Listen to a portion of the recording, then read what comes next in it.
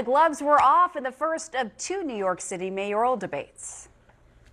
If you think that there's no difference between the Democratic Party and the Republican Party, then that's the candidate for you. If you think it's time to have a Democratic Party that actually stands up to Donald Trump and his billionaire-backed assault on working people, well, first thank you, Mr. Mamdani. You're not a Democrat, candidates right? we You're have not a Democrat. You're a Democratic socialist.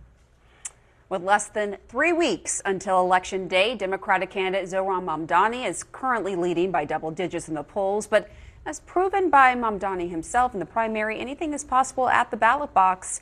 The candidates had no problem getting their personal attacks in. He has never had a job. On his resume, it says he interned for his mother.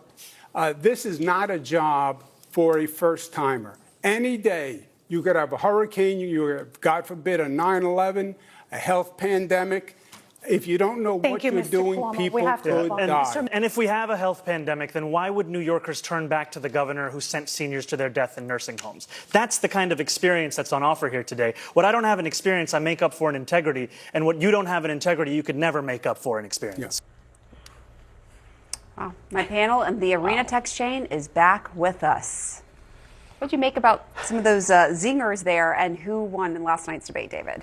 Well, I don't think the debate fundamentally changed the structure of the race, which is a race that Mamdani has a significant lead in right now, though I do think Cuomo seized the opportunity to try and highlight some of the things he's been doing on the campaign trail, but obviously to a broader audience, bringing up Mamdani's record on Israel, bringing up Mamdani's past comments about policing and crime. That was all important for Cuomo to get out there. But here's the thing that did surprise me the most about the debate, and you got it right there with that clip. A lot of frontrunners go into a debate and they're like, do no harm. And they kind of are cautious and sit back a little bit. Mamdani did not do that last night. He was out to also eradicate Cuomo as a viable choice. And so even with that lead, I thought it was intriguing. His strategy and approach was to actually be on the aggressive as well. Cuomo needed to do that. Mamdani chose to do that because I think he thinks his argument against Cuomo is fundamental to the message that he is trying to portray to the broader public. So, Sir Michael, do you think Cuomo did enough to close the gap in the polls? polls? I think Dave is 100% correct. I think it's going to be Mamdani. He's incredibly talented. As a Republican, I certainly don't agree with many of his positions, but there's something to be said about the arguments that he's making to New Yorkers that is palatable. I am concerned about some of his presentations on economics. I'm concerned about the idea of the role of government as it pertains to sort of level setting for people who have economically struggled. I think there's a different way to go about certain things, but that message is resonating. And if you're a Cuomo, folks in New York know who Cuomo is. And there's some real concern about his past misgivings. There's some concern about some of the things he did as governor. And he didn't, in my opinion, effectively address those things aggressively enough. Mamdani did. He showcased strength. And even if you're a New Yorker and you're curious and maybe you say, I don't disagree with him, you watch that and say, this is a guy who will fight for me. And that moves the needle for voters. What do you think? I think what Democrats want to see is a fighter. And Mamdani is giving them that.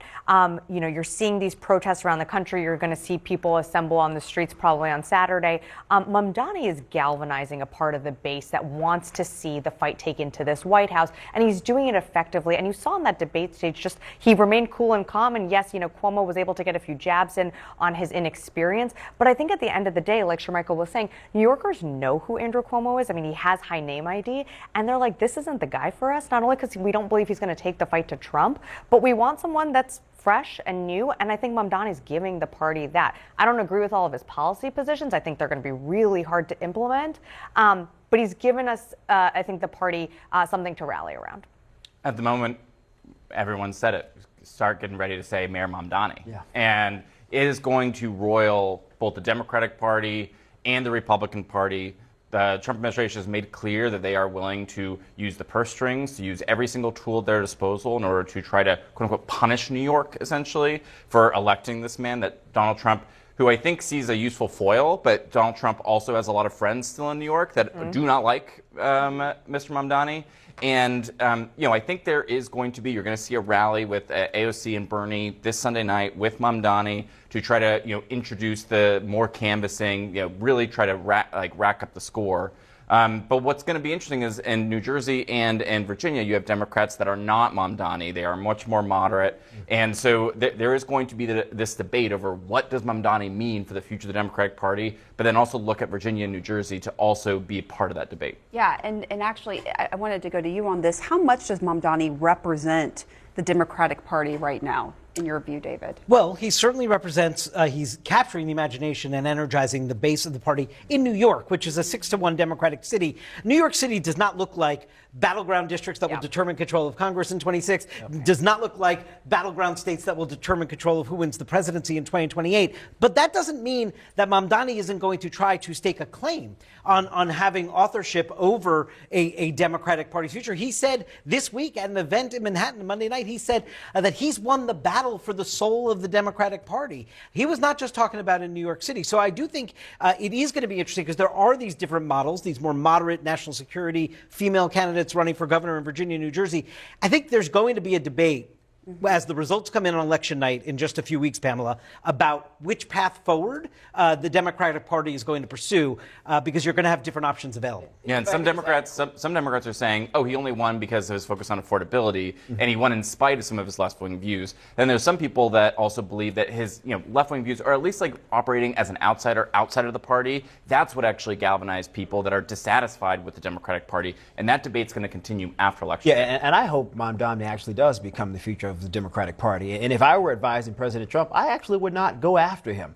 I would draw the contrast and the distinction between this is what the Democratic Party represents versus what the Republican Party represents: capitalism, pro-growth. A lot of people in this country don't necessarily want the inability to gain wealth, to become rich. They just want it to be more accessible. And I think Republicans can argue we want to give more access to the capitals of success to the American people versus having a government-controlled, government-ran version of that. I think the average American would say we reject that overwhelmingly. So don't go after him, Mr. President. Let's utilize this as an example. I think that's good for Republicans. And you mentioned the Virginia race as well. The candidates for Virginia's Attorney General debated last night. And the Democrat in that race, Jay Jones, is under pressure after these violent text messages that he sent in 2022 that resurfaced. Obviously, this was a big focus at the debate. I just want to play what he said about the messages. Let me be very clear. I am ashamed. I am embarrassed. And I'm sorry. I am sorry to Speaker Gilbert. I'm sorry to his family. I'm sorry to my family. And I'm sorry to every single Virginian. I cannot take back what I said. But you have my word that I will always be accountable for my mistakes. Was that statement enough, Sabrina? I mean, it was a pretty forceful apology. I think he's taking ownership at the end of the day. That, I mean, it's up to the voters if that's enough. Of course, those messages are just, they're absolutely horrific. You're also seeing text messages coming out on the Republican side, that group text thread of pretty disgusting messages as well. It's, I mean, this is it's a problem, and I think he took responsibility and apologized. Ultimately, it's going to be up to the voters to decide. And of course, there's, the governor's race there. Will hit these messages, will that impact the governor's race? I don't think so. But I think part of this is you have to take ownership for your words. He did that. Now let's talk about the policy issues. And at the end of the day, there are two candidates that stand on very different sides of the policy. And, I think voters will have to make that choice. I would just say quickly, the difference is Republicans have called for those individuals to lose their positions. The Republican Party of New York, except for J.D. Vance. That's a fair point. But the Republican Party of New York, that's the vice president. They're completely restructuring the entire chapter there. Republicans have condemned this. I haven't seen a single Democrat say, you know what, Mr. J. Jones, you should withdraw from this race.